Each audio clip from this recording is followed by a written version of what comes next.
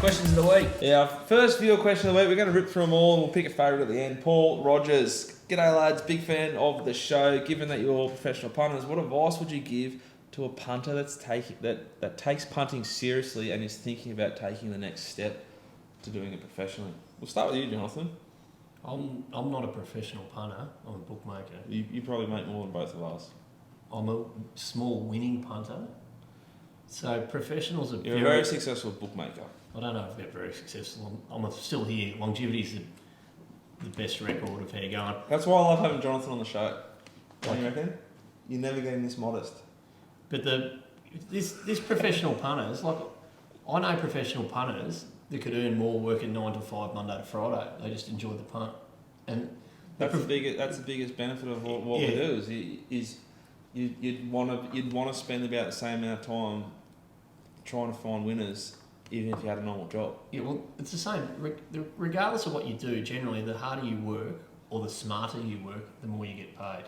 So if you want to be a professional punter, make sure you're a winner first, or you've copped a huge inheritance at one tax. If you won tax lotto, don't bother punting, because if you won 20 million in Powerball, you couldn't punt because you'd shaped the markets too much. So that's out of the question. So make sure you've got a decent bank and make sure you're winning. That'd be to be a professional punter. What's a tangible step, tangible bit of advice? Start winning. If you're not winning, you can't become a professional. You've got to start with the basics and stick to what you know. Like you can't, like all these. Once again, to use Twitter as a prime example, how can a bloke bet in Melbourne, Sydney, Brisbane, Adelaide, Perth, NBL, NBA, NRL, AFL, NBL, NFL, women's netball, basketball, tennis, Olympics, like... You can't. You can't. You have to specialise. Yeah, that's true. You know, and that's why all these idiots that are getting on there, I'm a good punter, but they bet on English racing and then they've got a comment on Shartin, and it's like, you can't physically do it properly unless you're an algorithm better, and the algorithm blokes who are successful don't get on Twitter and tell everyone about it. Yeah, my advice would be get yourself a punting form subscription, so you can put your thoughts and start to build your own notes, build your own speed maps, make your own notes in all races, so you've got that following through. Get an Excel sheet, you can Google it online, there's plenty of options where you can start to log all your bets. You can log your bets from like your own betting or like your sources that you got your bet from, and you can start to see what works, what doesn't. And like Jonathan just said, is specialise in one particular zone.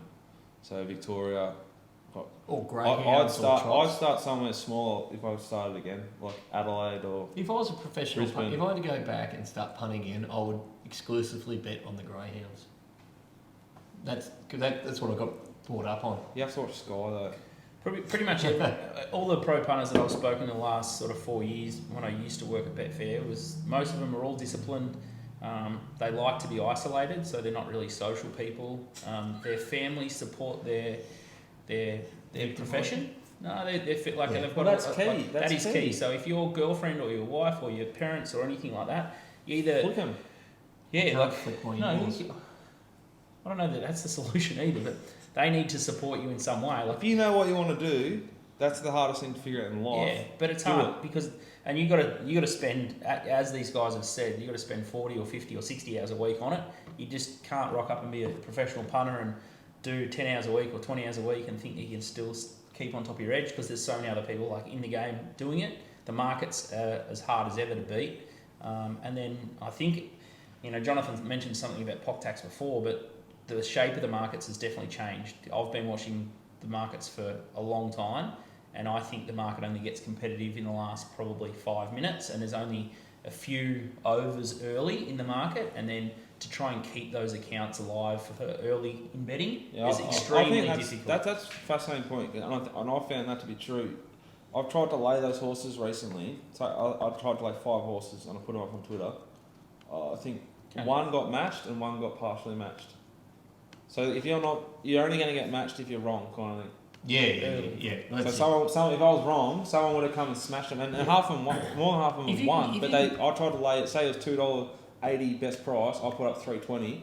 They started $4.40. Well, here's the other thing about being a professional punter. You could actually go if you've got 3 or 4 bowlers and can get on with Bet365 early, because you get on at the price and then you get your SP guarantee until you get cut off. you have to be aware if you go, geez, I've been doing this 2 or 3 months, I'm flying. As soon as those accounts get taken off your mate, Yeah, which is why it's key to be recording everything and constantly, where you get, constantly evolving, constantly perfecting your art. My opinion personally, I love if I can find more people with victimised accounts to bet as soon as they go up on the provincials and even lower grade races. But it's like you love your cricket. Yeah. If like the English will bowl differently to Steve Smith next year, he's got to keep evolving. You know, it's the same thing. They're going to bowl at his armpit and put 2 blokes behind square and one in just in front of him. That's true. Because they figured him out. The more you want to have on the smarter you have to be. You got to continually work on the next. As soon as you've got something sorted, try and automate that as much as you can and get on to the next thing. I think I don't know where Jelko said it, but I read something that about Jelko, and he said that lots of people can win at smaller stakes, but then once you start betting up, there's not many people that can go from betting a few hundreds to then thousands to then tens of thousands, and that to try and cope with that shift in staking is a big thing. Yeah. Well, that's it. Yeah, if you've got to be a winning punter first, and if you can win, it's mentally very hard to launch big winners into low end of the market. I always say when Dad goes to me, he says, when you have a bet, he goes, how do you have a bet that big on a horse? And I say, well, it's not really that bet that I have, but it's what bet I place next on the next horse, and if that bigger bet gets beat. Yeah. Because you can have $500 on a horse, but then it gets beat. What do you do next? And if your mentality is to chase or the toys come out of the cot, you shouldn't be a pro punter. No. Yeah, but one of the way I try and handle that is have an abundance. Well, I feel like there's an abundance of money in my Betfair account. My main. Yeah, you got to have a bank. You got to be Betfair account. So I could lose a shitload for 3 weeks. Yeah. And I'll still be able to keep just shooting the exact same ball. Because that's variance, because you've built yourself a bank. And I've also built myself by surviving for that long, and like our business is built on it, on results and being accountable. So I've got like that confidence from that. It's going to be right. You're going to ride out the shit. Next one, Golden Patty. Golden Patty. I don't know how. When you launch into something and it gets rolled, that's kind of. Do you adjust your staking for the next bet? Or do you back yourself in and carry on as normal? I'd carry on as normal. Yeah, carry on as normal. Stick to your own set. No, I know Paddy bets good and sticks to his own set. You'll be right, son. Just keep punching. Jed Jenkins, if you could go back to when you first started professionally gambling, what advice would you give yourself and what things... Jed, I think we've just answered that. Yeah, go. R.E. Paul Rogers. Paul Tursis, if you backed a horse early and it has the blows on Betfair but looks great in the yard, do you continue to back or chop lay some back or even back the firmer on Betfair and wait to bet in play? I know what I do. I have done on occasions. If I like the horse in the yard, I'll continue to bet. The lower the meeting, the harder I'll keep betting because there's less liquidity. So I think the market's more fragile. But again, linking back to what we just said, like over a period of time, proving to myself that I can do it. I'm happy to back myself. Yeah. If I think it's death, taxes, and race 3 number 1, I've backed race 3 number 1 at $3, and it gets out at $4.40 on Betfair, I just go again. I can't help myself. I just go, this is, if I'm declaring it, which doesn't happen every week, if I'm just thinking, well, this is an absolute living certainty, I'll just go again. Yeah. If you know the reason why it's drifting, you can keep betting it. But if you back the horse and you want to see market support for it, and it drifts out the gate, that's a big problem. Well, as a bookmaker, I love the blokes that want to see market support. Do you know why? Because they're constantly taking unders. They're waiting for it to firm, and they're constantly taking unders. Yeah, but if you're quick to the markets, yes. If you're like Perth time, like you're well behind the play follower. If you're with the market and watching it evolve, you can still... Yeah, but some people want to see it go off. But that's you're right though. As long as you know the reason why it's drifting. Yeah, if you can't see the reason why, but the other reason why you back it again is too. It's your staking plan. You go, you bet heavily on the things that are completely overpriced. Yeah. So if it keeps drifting and it's overpriced, well, you keep betting accordingly because you're going to have... But then at the same time, you don't want to, like... You might have bet I've said before, I think percentage of your bank is the most ridiculous non-betting way to look at racing. But you'll have, say you've had your normal stake on to win your normal amount. You don't want to have 15 times that if it keeps drifting. Well, just because you bet, like you need to those go. joints, like the big joints, they will do that. They I'm heavier. not that strong and sick. It all just comes down to the algorithms and the way that the bell-shaped curves and whatever else. The bigger the outlier, if they can get the issues with them is getting their money on because it really happens like that because they can't. Yeah. They've shaped the markets, but Well, that's not me. So yeah, I don't want to have like 5 times the amount I've wanted to bet on the race just because it kept drifting. you can have twice as much. It's Yeah. good. Makes you feel like a man when they hit the line. And the other thing about it too. That's bad advice. The other thing about it too, if they hit the line after they've drifted, you don't feel as bad that you've taken you don't feel like you're taking unders and being ripped off if you've done what you bet. Because you level out your average SP. Average SP, yeah. So no, but that's only on the morals. Don't do that every day of the week. It's got to be the ones you're hard with. Very rarely should you behave like that. What if you're hard with it? If you're hard with it, yeah. Yeah. Keith Trenery, how much weight do you put on last start SP versus looking the yard for current race days? That's just a swing, like it's a. I've already done the form, and last start SP is part of the form. I hate SP profiles. I just like the run. Watch the You're replays. tipping SP profile on the previous show, was he not? I'd tune out. I don't think Mate, it you're was. all over the shop today. William Liu, in big metro Saturday meets, when a strong corp is hard against or hard for a horse late, do you take this into account? Not anymore. Not anymore because the doctor's gone. It used to be that Bet Easy was a pretty good guide to what would happen, and the market would follow Bet Easy. That now doesn't happen, and the corporates are more relevant than they've ever been as to the strength of a horse's chances. There's only one that you want to keep an eye on. There's only one corporate who plays the Smarties, and you'll see them. They'll want them in sharply, but I don't need to mention any names. Yeah, don't mention any names yet because Everyone knows who they are. There are certain times throughout the day that horses go off, so I'd look at that. there's certain corporates They in the go early off hard. market that if they go off quickly, then At a certain they let more people on than others. But there's certain corporates that don't bet, they even bet early. There's I take no notice at all of the corporates. I purely use Betfair Live as a market reading tool. Like, I have dynamic odds, which shits me, has been working well for the last little bit, despite charging a shitload and being very hard to deal with, and having a monopoly on the market. Yeah, and just being incredibly painful. Yeah. But then their actual product is quite shit. But I use that because I need to. But then come race day, it's all Betfair Live. No, hold on. Betfair Live is fantastic when there's liquidity in the market. If you go to the bush, come race day. there's no liquidity in the bush. Yeah, no one watching this is going hang and rock mate to bet.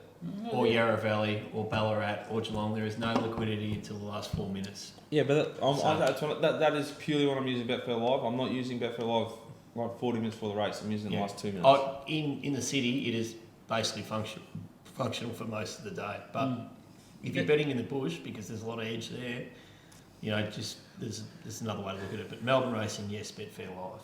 Ryan, Daniel Warple, I think we've already answered your question in the actual previous show about the sprinting race on Saturday.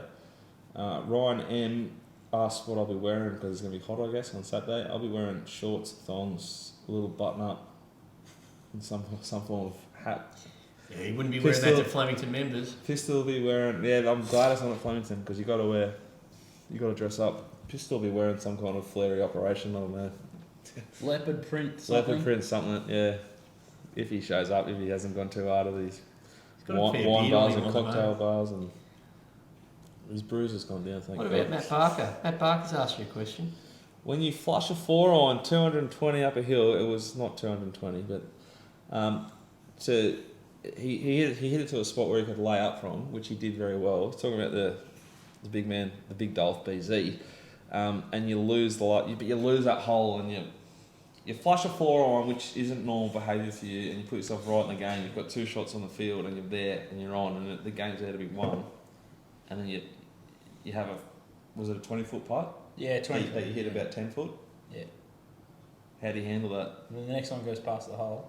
Probably the best players ask about doing that sort of stuff, apart from the flushing the 4-iron part. It's you. I think the worst thing. You set your alarm for 2:30. You get 2 blocks of pilchards. You snap the helmets. You have a couple lots of 4Os on 30-pound leader, and you put your boat on the trailer. There's a new rule in the show. We're banning any fishing talk until we're taking fishing. It's been 2.5 years. Yeah, we're still not looking for that. right. I've been waiting down at the Franklin Pier for quite some time for him to put the boat in, but I think we've got to say this though. Matty Barker, firstly, BZ is golf game. If he was a horse, you'd put him in the black book. Golf's done off handicaps, and it's a hot go what BZ's off. And if he gets it right, which was big signs that he might be about to, that 4-iron was a thing of purity and beauty. He might be back, and I think he's worth backing next time. I tell you what, he was so pleased that he hit the 4-iron 220 metres to 20 foot on the par 5. It was 180 max. Or whatever it was, that he's actually taken the mobile onto the green instead of closing out the hole. He didn't want to read the putting. He's filmed himself putting for birdie. I did see a bit of this stuff. It's terrible footage. And he got rolled and he got what he deserved. But the scary thing about BZ was he's usually a really bad finisher for his final 9 holes. Yeah, and he come home like a rocket. If it was racing.com... Is it sort of like going the early crow is what you're saying? Yeah, he went the massive early crow. He's going, oh, that's a big shot. Okay, what do you got? It's like if it was racing.com and had the little green and red boxes, he would have been can fade late. He's a real front BZ might have been at Warrnambool for the last couple of weeks. His golf game's improved that much. I will say. Yeah, Anthony Jupp, do you recommend taking a laptop to Sandown? Hashtag too soon. Ross Brody, Sots Trots, my man, your man, our man. He might have brought a laptop to the track, and then I ordered Uber Eats. If you're at Sandown, you can order hold on. There's a bit I'm a massive fan of the Pres. We all are. It is the greatest pizza I've had in Melbourne. You can get it delivered to the track at Sandown, which I do every time I go. And Ross went out and grabbed the pizza, came back, and the laptop, which he didn't use all day, like he may as well not have taken it, gone. All the jizz out of the oil in the laptop. The jizz out of the pizza in the laptop, or just pinched. No, someone's hooned it. Laptop was hooned. At Sandown. That's a good reason to close the track, I'd say. Which it wouldn't be hard to figure out who it was, because there's like 14 people on the track. Did you report it? Oh, I don't know. You should have reported it. I would have reported it. I would have said I'll buy him another one. The guys at the MRC will fix that up. Ross has got a couple of mates. They wouldn't be pinching one off Ross. Well, you go. The MRC has heaps That's of... what I'm saying. I leave so much stuff there. I probably should say that on camera. Yeah, cash. No, I leave cash there. I leave heaps of shit there. Sometimes if I leave a bit of... remember Pete on Friday night? We won't dignify that with a response. We ate chewy that was there for a month before, because no one goes. You can just leave shit there and it's still there. Right, let's continue. Mooney Valley off tomorrow night. Off, as a side note. Good. Didn't do any form, didn't want to tell them what we're doing. If a horse turned up to the race as 90% fit, would it be possible to screw this horse down to 100% fit off that run and then 24 days leading into the next? Sorry? Yeah, no. If it wasn't fit first up and it's got 24 days, yes, it would be able to get it fit. There's certain trainers that can do that, and it depends on the horse. And then run 24 days. I don't know what he means. What he's trying to say is if a horse turns up and it looks fat and it's dusty... Well, that's not 90% fit.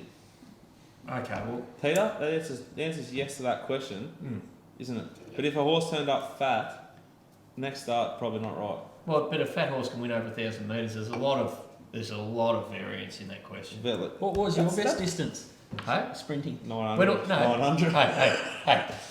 Couldn't go a yard. This is fair dinkum. What makes me sad, sometimes when I'm losing on the punt and I want to cheer myself up, I think about Jonathan getting hurt and bowled by 14-year-olds. How much did that upset you? No, that's when I had and then you hurt your shoulder. Yeah. When all the tradies left Warrnambool High School, I won the 100, but I won the 100 by default because I didn't have a photo finish.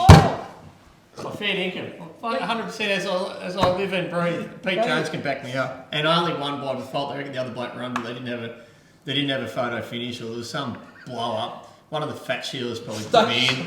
But basically, yeah, the blue ribbon sitting in with a pile of other blue babies in there. Anyway, that was when all the tradies left. It would have run about 88th if all the tradies would have hung around. How many did you kick for South Warrnambool on your best day? 6 goals, 8 goals? I really despise South Warrnambool. Oh, which one did you put? The proper one, the proper Warrnambool. I don't know, I kicked one against Camperdown one day. I kicked one against One? Did you sneak up from the back pocket? Did Yeah. No, against Camperdown I played on the wing, but the year before I kicked one I kicked one against Mortlake. He would have like kinged someone behind play. Kinged someone? What about 54 kilos? You were back pocket, you're playing the forward pocket, he's probably like 2 years younger than you. I would have been You kinged give him anyway. one, he's gone, That's up funny. you go. No, I couldn't get a kick in a karate fight. Unless, it was presented to me. Should have America. Very funny. Luke Bramble, hey boys, can you shed some light on the origins of the term panther and where the IP sits, and is it just describing how a horse walks in the yard? Keep up the good work. Pistol loves alcohol. Rob Scurry invented the term panther and should probably be paid for it. It is a description of how a horse walks. Oh, someone else trademarked something, But it wasn't my. Well, that's right, isn't it? It's not my term or. Charlene. Yeah, it's Charlene, who's actually a slow horse. Non-winner, but it was a panther. That's the original panther. And the last question is from John Sist, and I did not smash my laptop. It was Rosberg referring to No Jackie's one question. smashed the laptop, it just went missing. Yeah, I can throw a tantrum on track, but I didn't. I wouldn't damage the computer. It's a low act to steal someone's laptop at the races. It's just another reason for Oh, I it. also said to Ross though, Someone they who- must be going awful. Who cares? I'd run them over in the Mondo if I seen them walking down the track, and I'd run over and then go over them a couple of times to make sure they're brown bread. Who cares? It's a fucking computer. Is that the end Life of the goes point? on. Is that the end of the show? Yeah, that's the end of the Thank show. Christ. I thought I was going to die here. Part of me has.